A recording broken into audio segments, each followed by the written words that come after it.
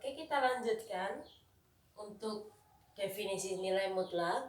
Untuk pelajaran hari ini kita fokus ke contohnya saja. Kita ingat kembali definisi nilai mutlak itu, kita akan mencari nilai mutlak X. Nilai mutlak X itu nilainya bisa ada dua. Yang pertama, ada kemungkinan dua. Yang pertama, dia tetap bernilai X atau tetap untuk X lebih besar sama dengan 0. Dia bernilai negatif X untuk X kurang dari 0. Nah, contoh yang pertama, contoh dasar. Tentukan nilai mutlak 7. Nah, ini sudah ada angkanya 7. Berarti 7 itu mewakili X. 7.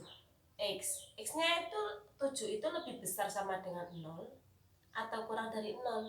Karena 7 itu lebih besar sama dengan 0, maka kita menggunakan yang jawaban yang atas. Kemungkinan yang atas.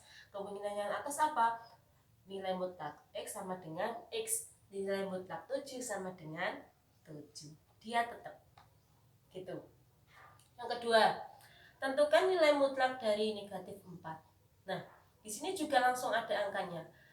Negatif 4 itu mewakili X. Apakah negatif 4 itu lebih besar sama dengan 0 atau kurang dari 0? Kurang dari 0, ya kan? Berarti dia jawabannya adalah negatif X. Berarti nilai mutlak X sama dengan negatif X. Nilai mutlak negatif 4 sama dengan negatifnya tetap ditulis. Nah, ya, negatifnya tetap ditulis. X-nya itu berapa? Negatif 4. Nah, ini.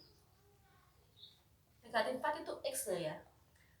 Sama dengan negatif ketemu negatif sama dengan positif sama dengan 4. Itu contoh yang paling mudah. Sekarang kita pendalaman contoh yang lebih sulit lagi. Tentukan nilai mutlak X ditambah 2. Di sini tidak langsung ada angkanya secara langsung, ya. Di sini ada variabel X. Karena ada variabel X, maka belum tentu langsung bisa ditentukan jawabannya. Berarti kita menuliskan dua kemungkinan. Kemungkinan yang pertama, nah ini menggunakan definisi nilai mutlak X sama dengan X untuk X lebih besar sama dengan 0. Nilai mutlak X tambah 2. X tambah 2 itu kita gampangkan saja, ini adalah sebuah X. Ini mewakili X ini. Jadi dia tetap X. Jadi X ditambah 2 untuk, nah, untuk X lebih besar sama dengan 0. X-nya tadi berapa? X tambah 2. X tambah 2 lebih besar sama dengan, nah pokoknya ini kita tinggal menyalin definisi. Kalau ini X berarti ini X tambah 2, ini X tambah 2, ini X tambah 2. Pokoknya X tambah 2 itu mewakili X. Ini kemungkinan yang pertama. Kita tulis ya. Kemungkinan yang pertama, titik gini saja. Nah, apakah ini bisa disederhanakan? Ada satu yang disederhanakan, bisa ini. Ini bisa disederhanakan X lebih besar. Kalau tambah 2 ini digeser ke kanan menjadi negatif 2. Begitu ya.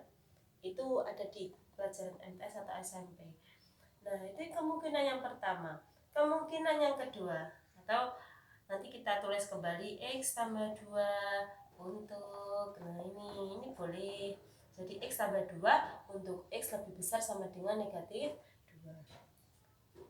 Kemungkinan yang kedua, dia bernilai negatif X. Dia bernilai negatif, X-nya tadi berapa? X tambah 2. X tambah 2 untuk X-nya berapa? X kurang dari 0. Berarti X-nya itu tadi X tambah 2 kurang dari 0. Bisa disederhanakan? Bisa. Yang ini negatif kali X, negatif X. Negatif tambah 2 kali 2, negatif 2. Negatif kali X, negatif kali 2. Untuk ini juga bisa disederhanakan. X kurang dari 2-nya ini dipindah ruas ke kanan menjadi negatif. Nah, ini adalah dua kemungkinan dari jawaban nilai mutlak X ditambah 2. Jadi belum tentu bisa hasilnya berapa secara langsung, nilainya tidak bisa karena dia masih mengandung X. Misal, tapi kalau ada Jika X sama dengan 3 misalkan, jika X sama dengan 3 berarti dia menggunakan yang atas, yang ini berarti nanti ini diganti 3 tambah 2 sama dengan 5, begitu. Karena belum ditentukan nilainya secara pasti, maka ini tetap ada 2 kemungkinan. Nah, itu jawabannya. Contoh yang keempat nih. Contoh yang keempat, ini juga ada 2 kemungkinan. Kemungkinan yang pertama ditulis dulu ya. Ini mewakili X, ini itu X. Setengah X min 2. Dia tetap bernilai seperti ini untuk apa? Setengah X min 2/3 lebih besar sama dengan 0. Pokoknya ini mewakili X, ini mewakili X. Nah, karena ini nilainya bisa disederhanakan, sederhanakanlah. Ini tidak bisa disederhanakannya, yang ini. Setengah X, karena ini negatif 2/3, dipindah ruas ke kanan menjadi positif.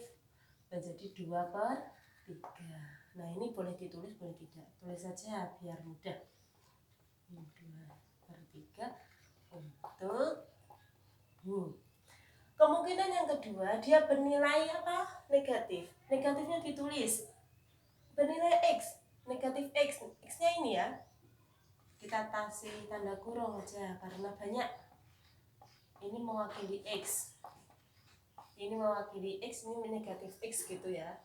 Untuk setengah X dikurangi 2/3 X apa? Kurang dari 0. Nah, kurang dari 0 itu sekarang bisa disederhanakan. Negatif kali positif, negatif 2/setengah X. Negatif kali negatif positif, jadi ditambah 2/3 untuk, nah ini setengah X ini dipindah ruas ke kanan menjadi kurang dari 2/3. Nah, itu cara menjawab kalau tetap ada variabelnya, maka masih ada 2 kemungkinan ya. Kemungkinan yang pertama nilainya ini, kemungkinan yang kedua nilainya ini. Jika untuk sama saja ini. Nah, misalkan tentukan nilai mutlak setengah X dikurangi 2/3 untuk X sama dengan 0. Nah, untuk X sama dengan 0 itu masuk yang mana? Yang atas atau yang bawah? Kalau misalkan ini masuk yang atas, syarat yang atas, maka dia bernilai ini. Maka setengah kali 0, X-nya diganti 0, dikurangi 2/3. Begitu ya. Ini masih ada 2 kemungkinan. Sudah. Itu untuk penjabaran contoh dari definisi nilai mutlak.